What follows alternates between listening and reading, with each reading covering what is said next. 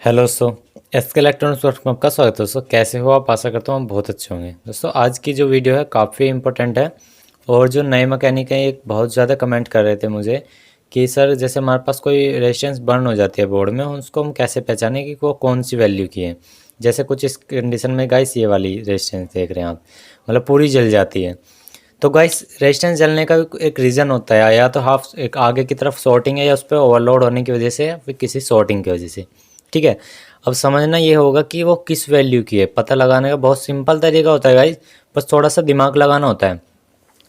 एक तो तरीका गाइस ऐसा होता है कि रेजिस्टेंस पे से थोड़ा सा हमारा एक साइड से ओपन हो जाता है हल्का सा, तो ब्रेक हो जाता है, तो कलर कोड से पता लगा सकते हो। पर लेकिन कुछ कंडीशन में ऐसा हो जाता है वो पूरी ही काली पड़ के धुत हो जाती, ना उस पर कोई रीडिंग आती ना कोई।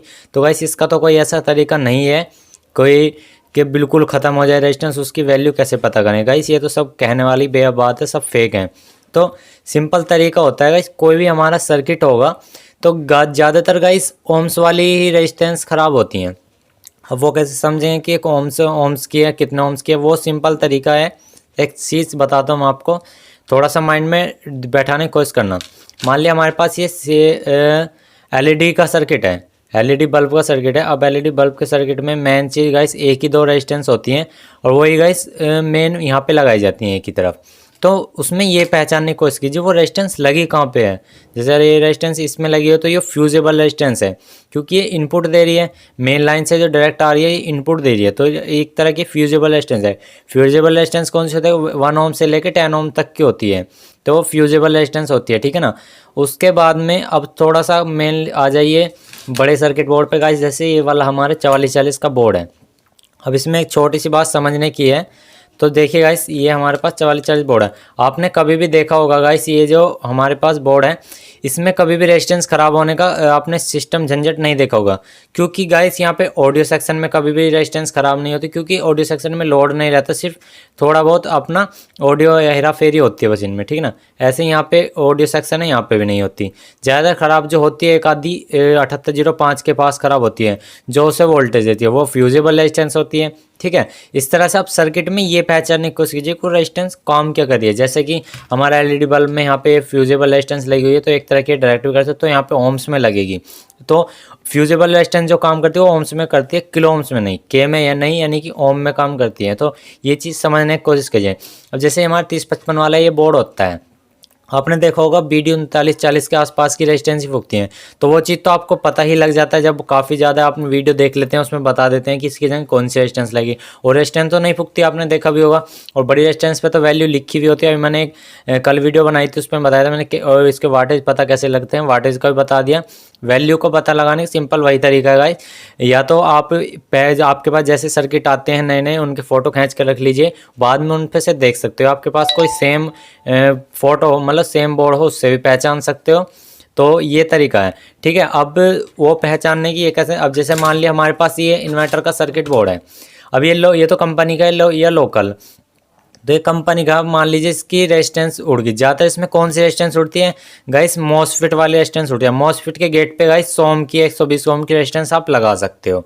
तो मतलब सर्किट में ये समझने की कोशिश कीजिए कि कौन से वैल्यू की रेजिस्टेंस क्या काम करिए, क्योंकि गाइस मैं फिर से बताना चाहता हूँ, के की रेजिस्टेंस बहुत ही कम फूकती है, ज़्यादातर ओम्स में रेजिस्टेंस फूकती है।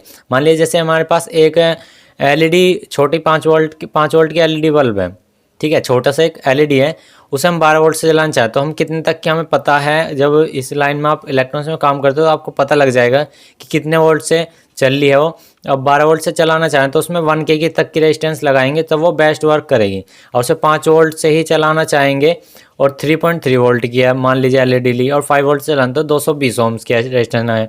मतलब ये आपको पता हो जाएगा जैसे जैसे आप धीरे धीरे काम करते चले जाओगे, ये कन्फ्यूजन आपके माइंड से निकलती चले कि यहाँ पे कितने ओम की रेजिस्टेंस थी। क्योंकि गाइस कभी भी आप एक चीज़ और समझ लीजिए, ऑडियो सेक्शन में कभी रेजिस्टेंस खराब नहीं होती।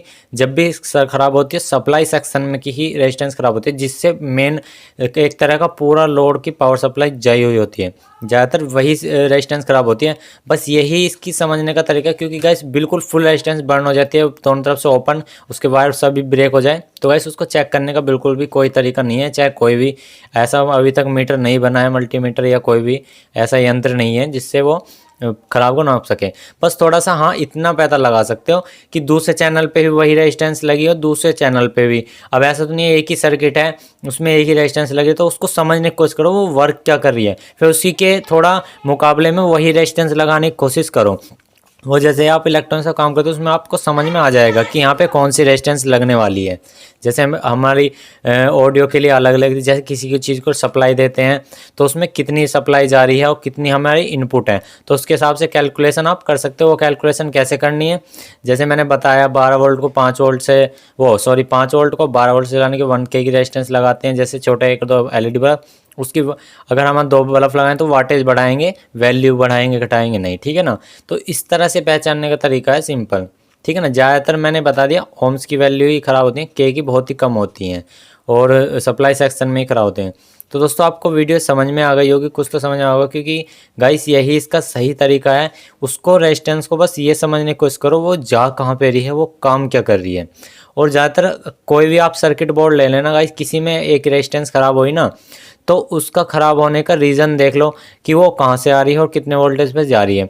और सभी सर्किट में गाइस ज़्यादातर मैक्सिमम वही रेजिस्टेंस ख़राब होते हैं। मान लीजिए ये LED बल्ब का सर्किट है और जब भी इसका MOV या ये वाला यहाँ से ये वाली कंपोनेंट या ये वाला कंपोनेंट यानी कि यहाँ से रेक्टिफायर या IC शॉर्ट होती है तो सीधा ये वाली रेजिस्टेंस उड़ती है और ये रेजिस्टेंस फ्यूजेबल का काम करते हो। फ्यूजेबल रेजिस्टेंस मैंने बता दी वैल्यू, इस तरह से पता लगा सकते हो कि कौन सी रेजिस्टेंस यहाँ पे कौन से वैल्यू की लगनी है।